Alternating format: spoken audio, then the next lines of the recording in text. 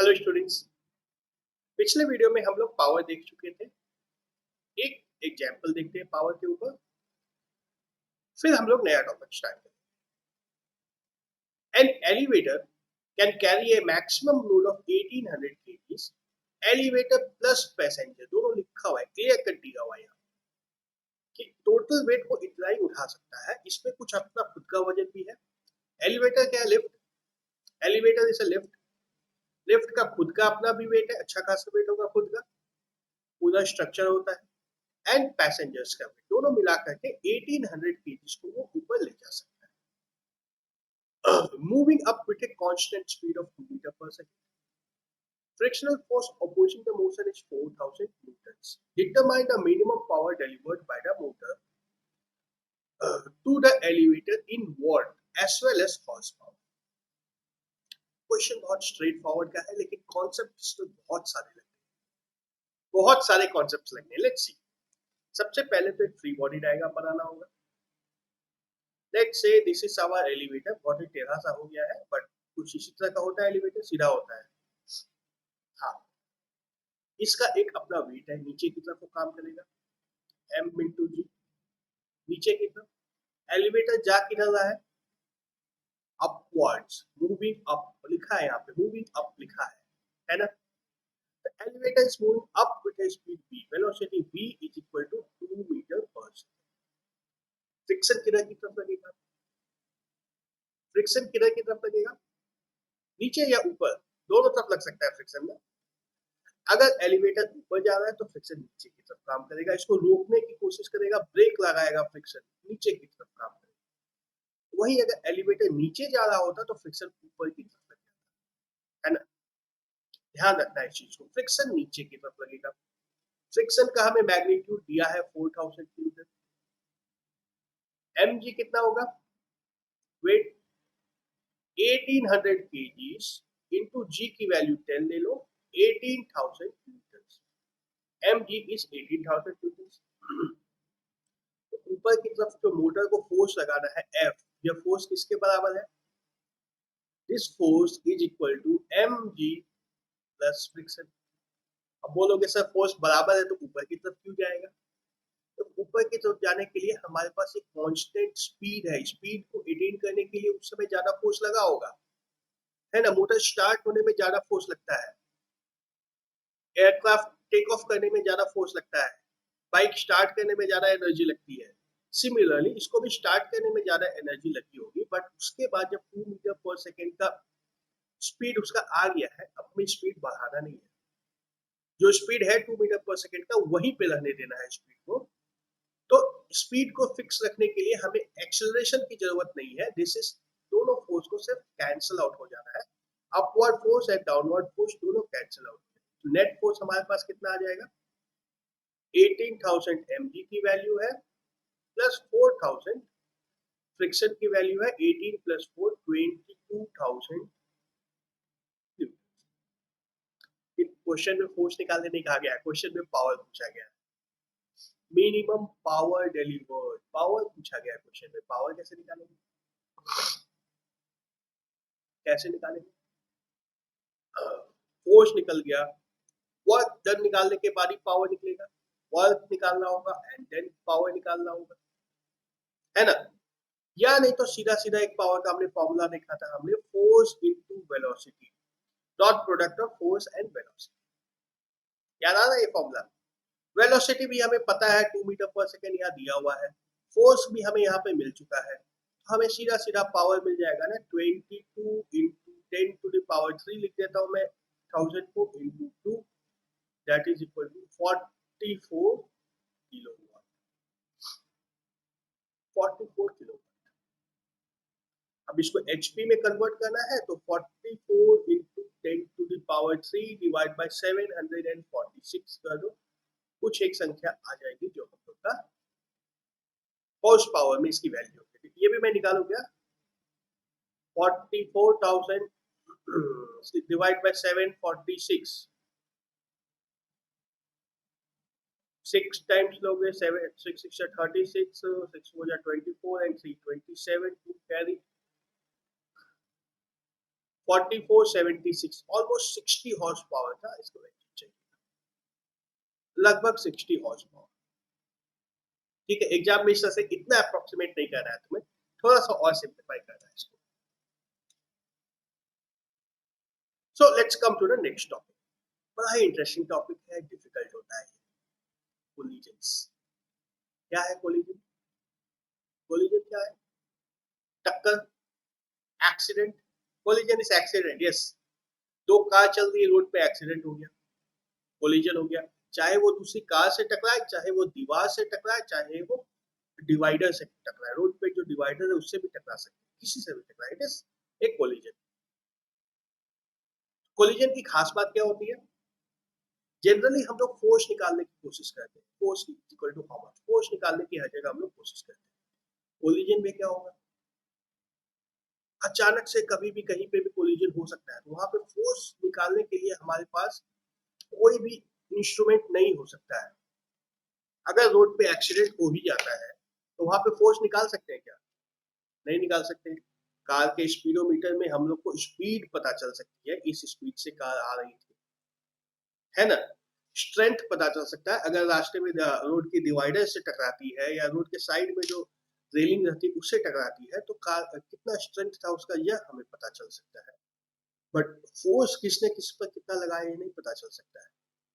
Collision की खास बात यही है कि यहाँ पे हम लोग फोर्स निकालने की कोशिश नहीं कर सकते, फोर्स नहीं निकाल सकते हम लोग। कोलिजन के केस में फोर्स निकाल ही नहीं सकते, क्योंकि एक तो सब कुछ अनसर्टेन है, एंड दूसरा बहुत ही छोटे ड्यूरेशन के लिए फोर्स लगती है।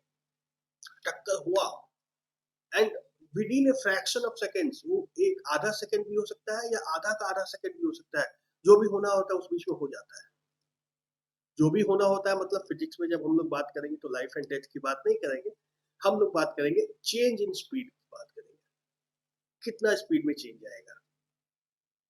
या आगे के चैप्टर्स में जाओगे, हायर क्लासेस में जाओगे तो कितना डैमेज होगा।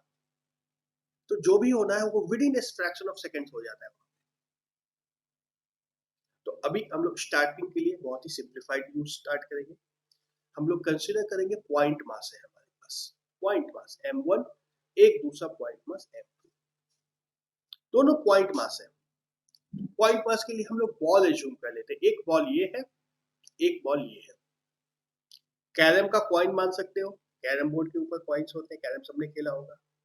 या पूल अगर देखे हो, बिलियर्ड्स देखे हो तो वहां पे भी बॉल्स, वहां पे तो एक्चुअल बॉल्स होते हैं, कैरम बोर्ड में तो कॉइन होते हैं, बिलियर्ड्स में एक्चुअली बॉल होते हैं। तो उस बॉल को भी एज्यूम कर सकते हैं। सिंप्लीफाइड वर्जन सबसे सिंपल, इसके लिए हम लोग क्वेश्चंस को सॉल्व करेंगे, सिचुएशन को समझेंगे, एंड देन सीनियर क्लासेस में इंजीनियरिंग में जाते जाते रियल लाइफ में क्या क्या होता है ये सब कुछ देखेंगे।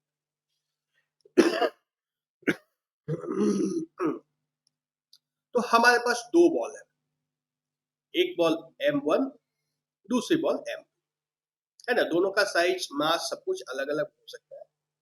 तो हम लोग एज्यूम करते हैं ये पहली बॉल जो है ये वेलोसिटी v1, फर्स्ट बॉल है इसलिए 1, i मतलब इनिशियल वेलोसिटी, v1 पहले बॉल की इनिशियल वेलोसिटी इस स्पीड से चल रहा है। किस डायरेक्शन में? तो हम लोग एज्यूम करते हैं ये x डायरेक्शन में ही चल रहा है, x एक्सिस ये है, ये x डायरेक्शन में आ रहा है। तो m1 की वेलोसिटी x डायरेक्शन में इस तरह, m2 की वेलोसिटी हम लोग मानते हैं 0 है, थोड़ी देर के लिए मान लो 0 है, उसमें हम लोग सारे क्वेश्चंस को सॉल्व कर लेंगे, फिर जरूरत होगा तो उसको वेलोसिटी दे देंगे।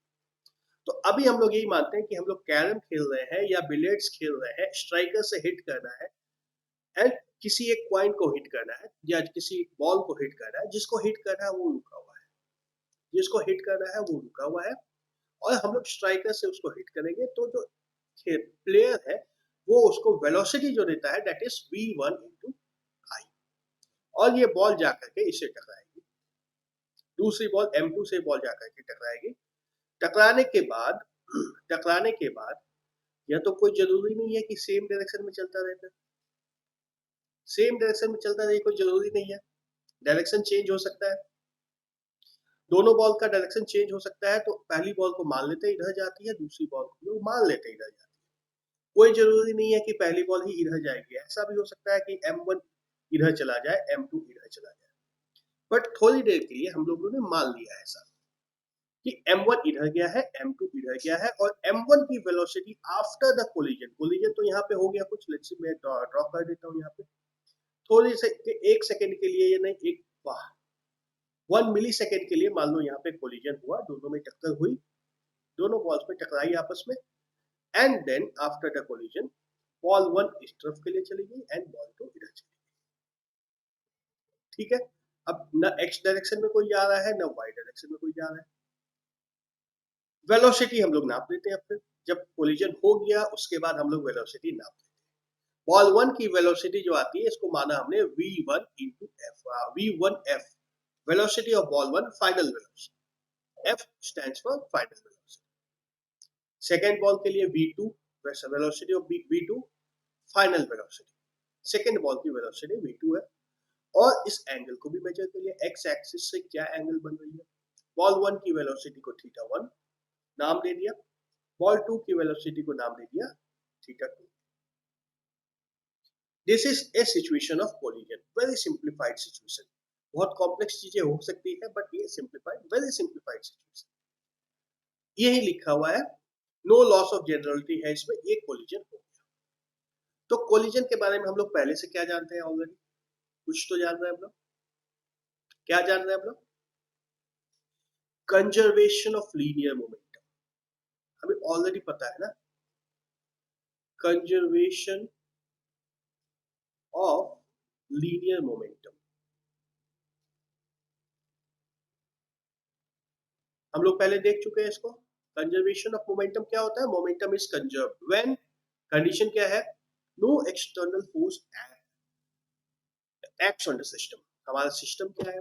आइसोलेटेड सिस्टम पहले बनाना होगा। आइसोलेटेड सिस्टम हमारा है ये दोनों बॉल, जब ये कोलिजन इस प्रोसेस में, मान लो इतनी दूर के एरिया को हमने सिस्टम मान लिया।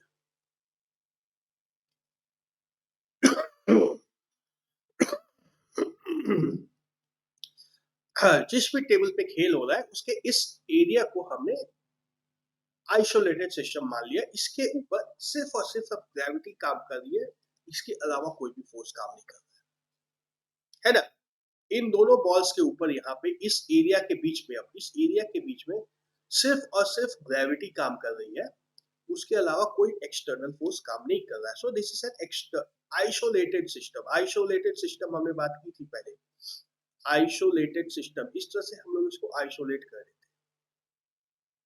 आइसोलेट मतलब एक डब्बे में बंद करना नहीं है, आइसोलेट मतलब एक डब्बे में बंद नहीं कर सकते हम लोग इसको। ये अब कैरम खेलना है तो कैरम बोर्ड के ऊपर ही खेलना है, बिलियर्ड्स खेलना है तो बिलियर्ड्स टेबल के ऊपर ही खेलना है। उसका एक एरिया जहां पे कोई एक्सटर्नल फोर्स काम नहीं कर रहे हैं उसको सिलेक्ट कर लिया। अब ये सिस्टम के अंदर जब ये बॉल आती है, देखो स्ट्राइकर ने बॉल स्ट्राइक किया, इसलिए प्लेयर ने मारा है, इसलिए इसकी ये वेलोसिटी v1 आई है। तो प्लेयर ने तो वेलोसिटी दी है, इंटरैक्शन हुआ है, या किसी मशीन किसी एक्सपेरिमेंटल सेटअप के द्वारा ये वेलोसिटी दी जाएगी। ये जो वेलोसिटी आई है बिकॉज ऑफ एक्सटर्नल इन्फ्लुएंस ही आई है, बट इस सिस्टम के अंदर हमारे पास कोई इन्फ्लुएंस नहीं हो रहा है, नहीं हो रहा है ना। इस सिस्टम के अंदर जब बॉल आती है तो उसकी वेलोसिटी इनिशियल v1 आई है। इधर यहाँ पे इंटरैक्शन हुआ था, वो हमारे सिस्टम के बाहर था। बात समझ में आ रही है आइसोलेट कैसे करते हैं? ये सिस्टम के बाहर था, एंड देन ये इधर जाने के बाद, आगे जाने के बाद ये बॉल या तो पॉकेट में जाएगा या कहीं पे टकरा कर वापस आएगा, या डिफ्लेक्ट होगा, दूसरे बॉल से टकराएगा, कुछ और हो सकता है। हो सकता है ना यहाँ पे एक और बॉल रहा हो, यहाँ पे एक और बॉल था, आगे जाके कोलिजन होगा, यहाँ पे फिर से कोलिजन होगा, फिर से कुछ और होगा, मोमेंटम कंजर्व नहीं होगा। बट हमारे सिस्टम के अंदर इतनी दूर के अंदर कुछ भी नहीं होने वाला है, कुछ भी नहीं होने वाला है। तो इस सिस्टम से जब बाहर निकलेगा ये बॉल तो इसकी वेलोसिटी v1f होगी, और यह बॉल जब सिस्टम से बाहर निकलेगा तो इसकी वेलोसिटी v2f। तो ये आइसोलेटेड सिस्टम है, no external force is acting on the system, no external force, कोई फोर्स नहीं है यहाँ पे। तो before the collision and after the collision हमारा लीनियर मोमेंटम कंजर्व होगा।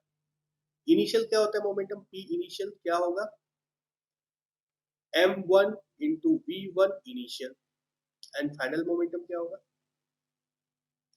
फाइनल मोमेंटम अब देखो दो डायरेक्शन में, एक्स और वाई दोनों डायरेक्शन में आ रहा है ना, ये वाई भी आएगा यहाँ पे, y डायरेक्शन भी आएगा, x डायरेक्शन भी आएगा, तो ये चलो x direction p1 x direction में इतना है, p इनिशियल y डायरेक्शन में कितना है 0, y डायरेक्शन में इस बॉल की कोई भी वेलोसिटी नहीं थी, ये बॉल सीधा इधर आ रहा था।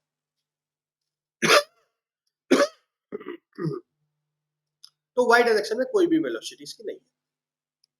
Okay, simple. देख ठीक है, फाइनल मोमेंटम क्या होगा, p final x component, p final x component क्या होगा, अब ये m2 पहले रुका हुआ था, इनिशियल पार्ट में m2 रुका हुआ था, but after the collision m2 में भी मोशन है, m1 में भी मोशन है, तो ये हो जाएगा m1 into v1 फाइनल, और फाइनल थीटा वन भी एंगल में थीटा वन है, तो इसका कॉस थीटा भी लेना होगा, cos theta one plus m2 into v2 into cos theta two. ठीक है, ठीक है, तो p फाइनल, फाइनल मोमेंटम का x कंपोनेंट ये आया है, and this will be equal to what, initial momentum का x component m1 v1 i, ये इनिशियल मोमेंटम के बराबर होगा, एंड फाइनल मोमेंटम का y कंपोनेंट जो होगा m1 v1 final into sin theta one होगा इस बार, plus m2 v2 into sin theta two होगा, and this is equal to initial momentum in y direction p1y p initial y, ये कितना था 0 था, ये 0 होगा, यह 0 होगा।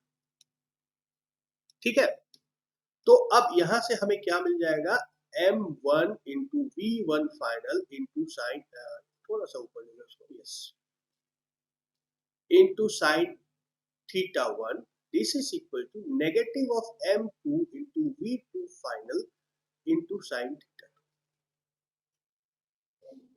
ठीक है, ठीक है, जनरल केस आ रहा है, ये x कंपोनेंट में भी कंजर्व होगा, y कंपोनेंट में भी लीनियर मोमेंटम कंजर्व होगा। और हमारा चैप्टर कौन सा है, ये हमारा चैप्टर है वर्क एनर्जी एंड पावर, तो एनर्जी के ऊपर भी कुछ करना होगा, एनर्जी, एनर्जी क्या होगी, एनर्जी कंजर्व हो भी सकती है, नहीं हो सकती, तो फिर क्वेश्चन आएगा एनर्जी कंजर्व नहीं होगी तो क्या होगा, कहाँ जाएगी एनर्जी, कहाँ गायब होगी, energy will disappear as heat, collision के दौरान साउंड होगा, जिस मोमेंट पे कोलिजन होगा वहां पे साउंड भी होगा ना, तो energy will disappear as sound,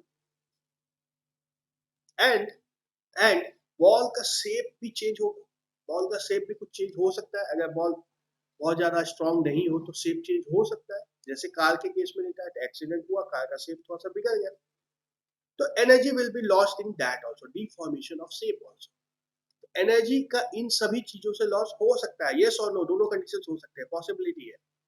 total energy is conserved, अभी हम लोग पिछला टॉपिक वही देखे थे, टोटल एनर्जी हमेशा कंजर्व होगी, but in this particular case energy का लॉस हमारे मतलब काइनेटिक एनर्जी का लॉस होगा, टोटल एनर्जी का लॉस नहीं होगा, काइनेटिक एनर्जी का लॉस हो जाएगा। काइनेटिक एनर्जी कहाँ कहाँ जा सकती है, kinetic energy can be lost as heat, it can be lost as sound, and it can be lost as deformation of shape। ये किस में चला जाएगा, पोटेंशियल एनर्जी की बात हो जाएगी, शेप को हम लोग पोटेंशियल एनर्जी में कन्वर्ट करते हैं ना, तो इस सब को हम लोग मेजर नहीं करेंगे, इन सब को हम लोग मेजर नहीं करेंगे इस चैप्टर में, हमें सिर्फ काइनेटिक एनर्जी से मतलब है, काइनेटिक एनर्जी का लॉस होगा या नहीं होगा, दोनों चीजें हम लोग डिसाइड करेंगे, कितना लॉस होता है, कितना लॉस नहीं होता है, कितना बचता है, all this things will be discussed. So this is the generalised case of a collision, collision में इतनी इतनी चीजें होती है। नेक्स्ट वीडियो में हम लोग अब देखेंगे कोलिजन वन डायमेंशन में भी हो सकता है, टू डायमेंशन में भी हो सकता है, कोलिजन में एनर्जी कंजर्व भी हो सकती है, एनर्जी लॉस्ट भी हो सकती है, कब क्या होगा ये सब कुछ हम लोग नेक्स्ट वीडियो